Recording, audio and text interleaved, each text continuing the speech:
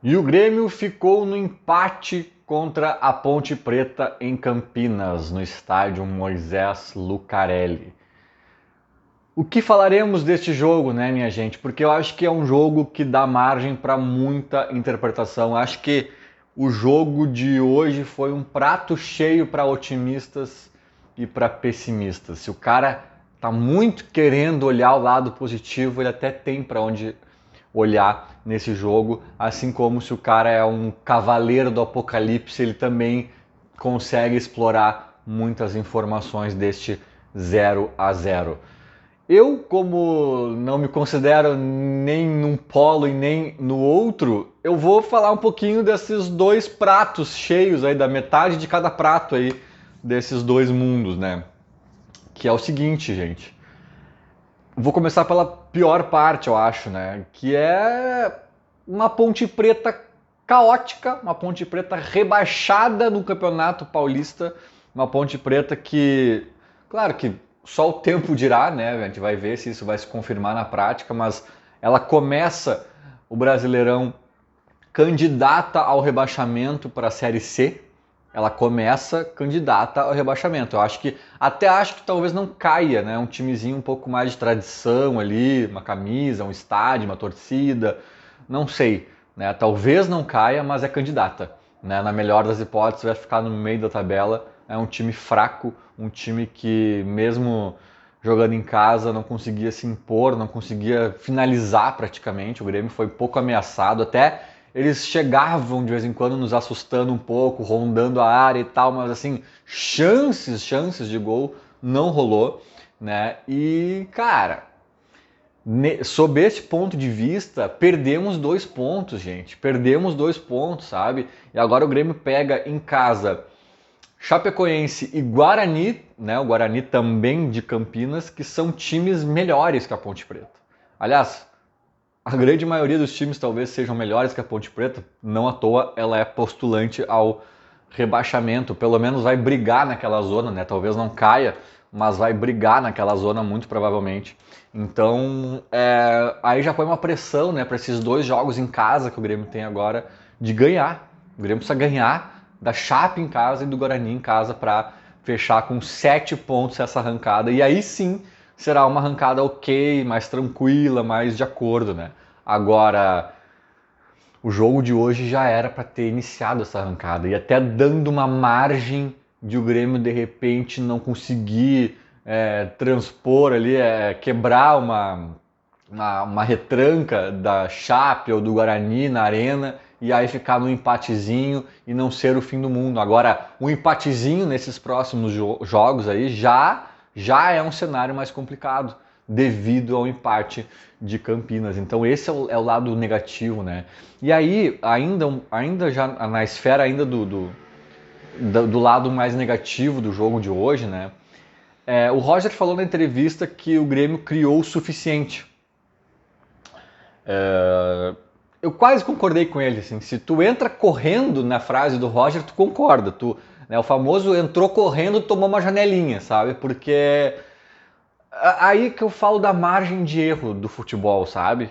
Margem de erro. Tipo assim, para tu ser campeão da América, tu tem que jogar Libertadores todos os anos com competitividade, com um time para ser campeão. Tu tem que formar, esse aqui é um time para ser campeão.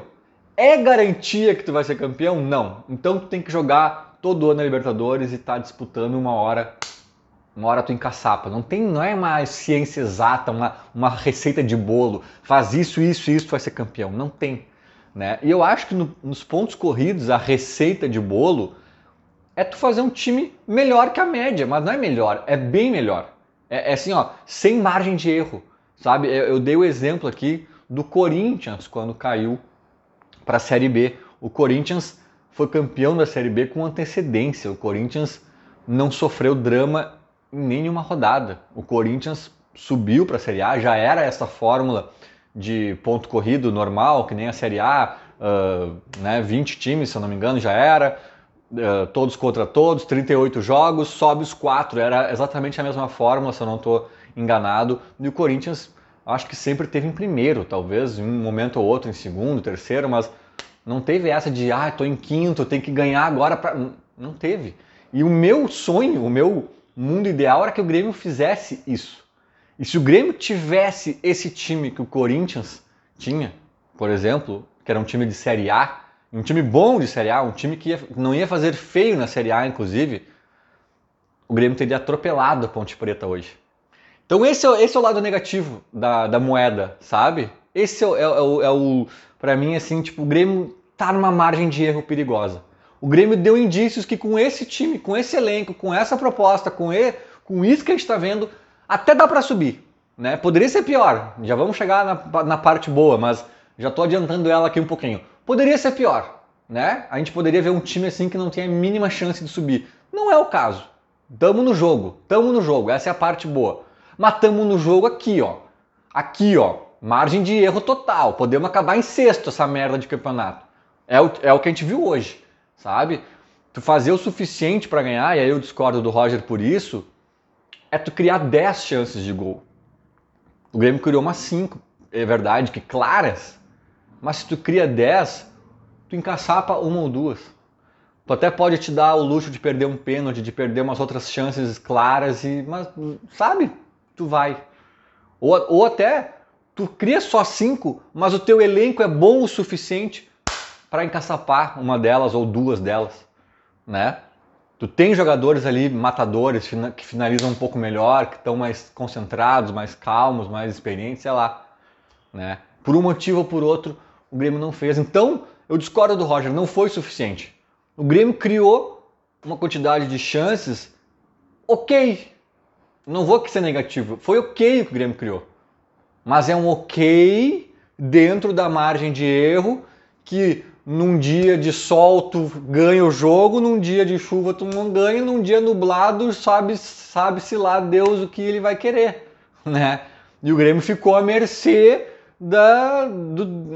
do acaso, porque estava dentro da margem de erro. É como eu digo, às vezes a gente é prejudicado pelo árbitro contra o Lajeadense na arena, com um jogador a mais e não sei o que, vai dizer, mas o árbitro não marcou pênalti no Elias. Irmão, tu tá trabalhando numa margem de erro para ganhar do Lajeadense em casa, jogando com um jogador a mais. Tô dando um exemplo hipotético aqui, tá? Tu não pode ficar nessa margem de erro, tu tem que atropelar o Lajeadense se o juiz não te der, que nem na final da Libertadores contra o Lanús na Arena. O cara não deu um pênalti de concurso no Jael no final do jogo. A gente poderia estar até hoje dizendo, não somos Tri-América porque o juiz não... Não, cara. O Grêmio extrapolou a margem de erro. O Grêmio fez gol mesmo com o juiz e o VAR, naquele jogo já tinha VAR, mesmo com o VAR nos surrupiando bizarramente. O Grêmio ganha aquele jogo, vai pra Argentina, o Luan dribla o time inteiro dos caras em plena Argentina e faz um gol ontológico na final da Libertadores. Tchau, não interessa, não tem desculpa. Não criou o suficiente, criou mais do que o suficiente. Criou o suficiente, ainda foi roubado e ainda assim ganhou. Entende? É isso que eu discordo um pouco do Roger. Então, assim, é um pouco preocupante, foi um pouco preocupante por causa disso, pela fragilidade do adversário que o Grêmio não conseguiu superar. Isso realmente é uma coisa que me deixou assim um pouco... Mas daí, já entrando um pouco na parte positiva, também não é o fim do mundo, não é terra arrasada. Era um gramado ruim, sim. Era a estreia tem todo um fator, né, às vezes psicológico. O Grêmio criou, como eu disse, já antecipei, poderia ser muito pior, né? Poderia ser muito pior. O Grêmio, de certa forma, se impôs. O Grêmio, de certa forma, se colocou como time grande em alguns momentos ali, tendo a iniciativa. Perdemos um pênalti com o Lucas Silva. Então, assim, sabe? Tá. Tipo assim, poderia ser pior. Poderia ser pior. Poderia ser um jogo que o Grêmio ficou mais acadelado, mais esperando o adversário, mais, só joga no contra-ataque. Não, né? Eu acho que faltou criação pro Grêmio. Faltou criação pro Grêmio. Né? E isso não é culpa do Roger. Aí eu vejo alguns comentaristas dizendo, o Roger vai ter que jogar mais propositivo na Série B, essa história de ficar mais no contra-ataque, mais não sei o que. Gente, o Roger entendeu que o elenco é limitado, que o elenco é fraco tecnicamente, de uma forma geral, e inclusive numericamente ele é pequeno. O Roger entendeu isso, gente. Não tem Quem vocês querem botar no meio de campo? Aí estão falando em tirar o Lucas Silva para botar o Gabriel Silva. Será que isso vai resolver todos os nossos problemas, cara? Não sabe? Tem o Benítez, mas será que o Benítez vai render numa Série B? Já não conseguiu muito no gauchão, mas será que deram chance para ele o suficiente? Também não sei. Mas eu me pergunto quem vai ser, porque para mim é meio claro isso, que sabe, que o nosso meio de campo tem umas peças interessantes até, mas não é um meio de campo que cria, que chega, que pifa. O Grêmio errou muito passe na reta final das jogadas e tal. Então, assim, sabe, é complicado.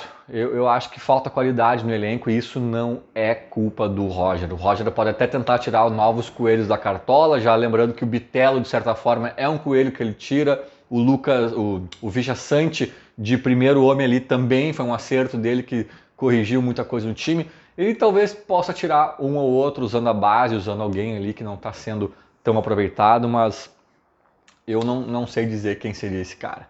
Agora, foi um jogo que pelo menos dá uma perspectiva aí de que o Grêmio tá no jogo, o Grêmio tá no game, o Grêmio tá no bolo, né? Talvez se ajeitar um pouquinho melhor algumas coisas, agregar qualidade, algumas coisas acontecerem, talvez até consiga suplantar um pouco essa margem de erro, como eu tô aqui falando, mas também se dormir um pouco no ponto, tem um risco ali embaixo de a coisa encrespar. Então, é essa a minha sensação desse primeiro jogo, sabe?